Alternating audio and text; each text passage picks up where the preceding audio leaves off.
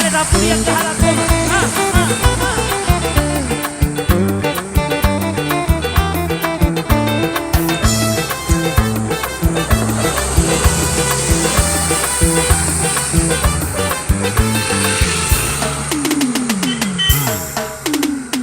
ආදරේට තරහ වෙලා ගියා කියලා හිතුවේ මෙම ඒ තායේ ආවේ නෑ ඔයා